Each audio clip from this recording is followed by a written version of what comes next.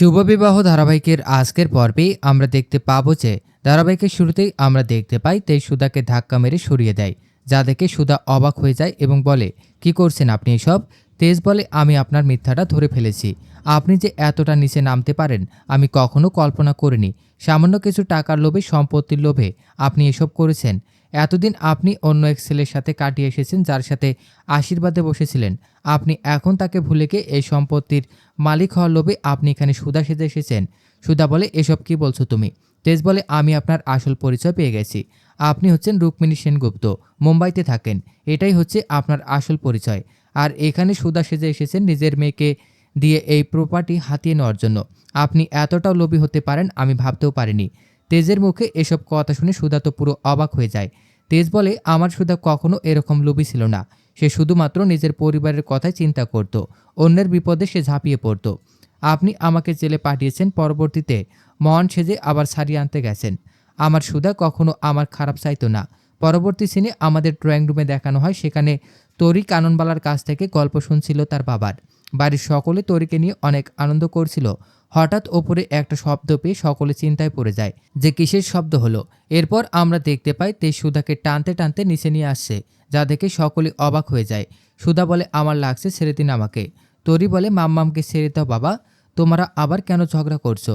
তেজ তখন তরিকে ধমক দেয় এবং বলে, তুমি আমাকে বাবা বলবে না, আমি তোমার বাবা নই। তরি বলে, তুমি তো আমাকে বললে তুমি আমার বাবা। তরিকে ধমক দিতে দেখে সুধা বলে, আপনার সাহস কি করে হয় আমার মেয়েকে এইভাবে ধমক দেয়ার? এরপর বাড়ির সকলে তেজকে থামানোর চেষ্টা করে এবং বলে, তরির সামনে এসব ব্যবহার করবে না তুমি। সমুদ্র তরিকে নিয়ে ওপরে চলে যায়। এরপর তেজ সকলকে বলে, ইনি হচ্ছেন রুক্মিণী সেনগুপ্ত। সে কখনোই আমার সুধা হতে পারে না। সে এত কিছু করেছে টাকার জন্য। এসব কথা শুনে তো কাননবালা এবং জ্যোৎস্না অনেক রেগে যায় এবং তেজকে বলে, তোমার ভুল হচ্ছে, ও সুধা, আমাদের এত ভুল হতে পারে না। কিন্তু তেজ সকলকে জোর করায় বলতে থাকে, ও হচ্ছে রুক্মিণী, ও কোনোভাবেই সুধা নয়, কারণ আমার কাছে প্রমাণ আছে। এরপর তেজ সুধার পাসপোর্ট এবং কাগজপত্র দেখায়, যেখানে রুক্মিণী সেনগুপ্ত লেখা রয়েছে। এসব দেখে সুধা জিজ্ঞেস করে, এসব কোথায় পেলেন আপনি? তখন আমাদের ফ্ল্যাশব্যাক দেখানো হয়, তেজ সুধা রুমে ঢুকে তার জিনিসপত্র ঘেটে এই কাগজপত্রগুলো পেয়েছিল। তেজ বলে, এরপরেও কি প্রমাণ হয় না উনি রুক্মিণী সেনগুপ্ত? এছাড়াও উনি মুম্বাইয়ে পরপুরুষের সাথে একই রুমে এক বিছানায় ছিলেন, আর এখানে এসে তিনি কিছু সম্পত্তির লোভে সেই সম্পর্ক বাদ দিয়েছেন। এইসব কথা শুনে সুধা অনেক রেগে যায় এবং তেজকে থাপ্পড় মারার জন্য হাত তোলে। তেজ বলে, আবারও প্রমাণ হয়ে গেল আপনি আমার সুধা নন, কারণ সুধা কখনোই আমাকে মারার জন্য হাত তুলতো না। এরপর সুধা বলে, আমি এখানে এসে অনেক বড় ভুল করেছি, আমি এখানে আর এক মুহূর্ত থাকবো না, এই বলে সে চলে যেতে চায়। এরপর সেখানে সার্থক এবং ইমন চলে আসে। তারা সুধাকে যেতে দেখে বলে, তেজ এবং সুধা ঝগড়া করছে, এটা তো কখনো সম্ভব না। এতদিন পর সুধা ফিরেছে, অথচ আবার এই বাড়ি থেকে চলে যেতে চাইছে। এসব কথা শুনে তেজ এসে সুধাকে টেনে সাইডে নিয়ে যায় এবং বলে, এতদিন পর তোমাকে কাছে পেয়েছে, একটু অভিনয় করলাম। তেজের এসব কাণ্ড দেখে আশুতোষ মনে মনে বলে, তেজ এত নিখুঁতভাবে অভিনয় করছে, এটা তো বিশ্বাস হয় না। অন্যদিকে তেজ সুধাকে কানে কানে বলে, আপনি এখানে যে নাটকটা শুরু করেছিলেন, এই নাটকটা শেষ করব আমি। তাই এখন থেকে যতদিন পর্যন্ত না আমরা এসটি অর্ডারটা পাচ্ছি, ততদিন পর্যন্ত আপনাকে সুধা হয়ে অভিনয় করে থাকতে হবে।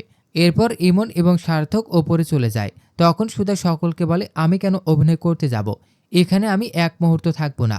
তেজ বলে, প্রয়োজনে আমি আপনাকে এই অভিনয়ের জন্য টাকা দেব, তারপরেও আপনাকে এখানে অভিনয়টা করে থাকতে হবে। সুধা রেগে গিয়ে বলে, আপনি আমাকে টাকার গরম দেখাচ্ছেন? ভুলে যাবেন না আপনার এই প্রপার্টি, ব্যাংক ব্যালেন্স সব আমার জন্যই ফিরে পেয়েছেন আপনি। এরপর কাননবালা এসে সুধাকে হাত জোর করে অনুরোধ করে এখানে থাকার জন্য।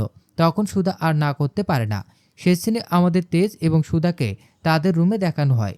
দুজনে আলাদা শোবার ব্যবস্থা করছে। সুধা মনে মনে বলে, এই 5 বছরে তুমি একটুও বদলাওনি তেজ, আমার ভুল হয়েছে আবারও তোমার জীবনে ফিরে আসা। অন্যদিকে তেজ সুধাকে বলে, ওভাবে কি দেখছেন, রাগ হচ্ছে আমার ওপর, কিন্তু কিছু করার নেই। এই বলে সে ড্রিঙ্কসের বোতল বের করে ড্রিঙ্কস করার প্রস্তুতি নেয়। তখন সুধা তাকে থামিয়ে দেয় এবং বলে, এসব খাবেন না। তেজ অনেক রেগে যায় এবং বলে, আপনি আমাকে বাধা দেওয়ার কে? আমি খাবই। ভুলে যাবেন না আপনাকে আমি এখানে অভিনয় করার জন্য রেখেছি। এসব শুনে সুধা ঘর থেকে বেরিয়ে যেতে চায়। তখন তেজ তাকে আটকে দেয় এবং বলে, আপনি নিজের ইচ্ছায় এখানে ঢুকেছেন আর বের হবেন আমার ইচ্ছায়। তো দর্শক, এই ছিল শুভবিবাহ ধারাবাহিকের আজকের আপডেট। প্রতিদিনের আপডেট সবার আগে পেতে আমাদের চ্যানেলটি এখনই সাবস্ক্রাইব করুন।